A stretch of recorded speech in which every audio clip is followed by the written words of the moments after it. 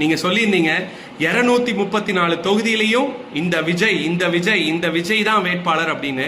ஏன்னா உங்களுக்கு வேற எந்த வேட்பாளர் இல்ல, அதனால நீங்க அப்படி சொல்றீங்க அப்படின்னு நான் நினைக்கிறேன். நீங்க சினிமால வேணா ஹீரோவா இருக்கலாம், ஆனா 234 தொகுதியிலையும் அதிமுகவை சேர்ந்த சட்டமன்ற உறுப்பினர்களும் சட்டமன்ற உறுப்பினர் ஆகும் தகுதி உள்ளவர்களும் பல நிஜ வாழ்க்கை ஹீரோக்களை நாங்க வச்சிருக்கோம். இவங்களுக்கெல்லாம் டைலாக் தேவையில்லை, ஸ்டார்ட் கேமரா ஆக்ஷன் தேவையில்லை. ஒரு எடுத்துக்காட்டுக்கு சொல்லணும்னா, கள்ளக்குறிச்சியில் இருக்கிற ஒரு எம்எல்ஏ ஒரு சாதாரண பெயிண்டர். அவர் அத்தனை மக்கள் பணி பெயிண்ட் அடிச்சுட்டு இருந்தாலும் கூட மக்கள் பணி செஞ்சு இன்னைக்கு சட்டமன்ற உறுப்பினராக இருக்கார் கள்ளக்குறிச்சியில் அஇஅதிமுக. இது அஇஅதிமுக மட்டுமே சாத்தியம்.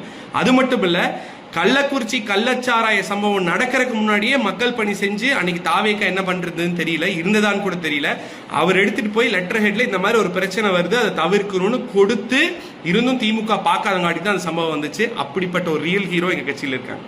அது மட்டும் இல்ல, நான் இருக்கிற தொகுதியை சேர்ந்த ஒரு எம்எல்ஏ போன வாரம் ஒரு கோயிலுக்கு போயிருந்தப்போ ஒரு மாற்றுத்திறனாளி ஒரு பையன் முடியல அப்படின்னு சொல்றப்போ அந்த பையனுக்கு எலக்ட்ரிக் வெஹிக்கிள் வாங்கி கொடுத்து அந்த பையனுக்கு லோக்கோமோஷன் போக வர ஈஸியா இருந்தா நல்லா படிக்க முடியும், நல்லா இருக்க முடியும் வாங்கி கொடுத்திருக்காரு. அவரு ஒரு ரியல் லைஃப் ஹீரோ. இந்த மாதிரி என்னால 234 தொகுதிகள்லையும் தொகுதிக்கு ஒரு ஹீரோ இல்ல 10 ஹீரோக்களை அதிமுக காமிக்க முடியும். அதனால எங்களுக்கு 234 தொகுதிக்கும் சினிமாவில் நடக்கக்கூடிய விஜய் தான் ஹீரோங்கிற தேவையில்லை. 234 தொகுதிக்கு அவ்வளவு ஹீரோஸ் நாங்க வச்சிருக்கிறோம் ஆல்ரெடி. அதனால எங்க கட்சியை பத்தியோ எம்ஜிஆரை பத்தியோ எங்களை பத்தியோ எந்த ஒரு கவலையும் பட வேண்டாம். விஜய் அவர்கள் மிகப்பெரிய ஹீரோவா இருக்கலாம், படத்துல பார்த்து ரசிக்கலாம். அவரை போய் சென்னையில பார்க்க முடியுமா, அவர்கிட்ட ஒரு பிரச்சனைனா போய் சொல்ல முடியுமா? முடியாது.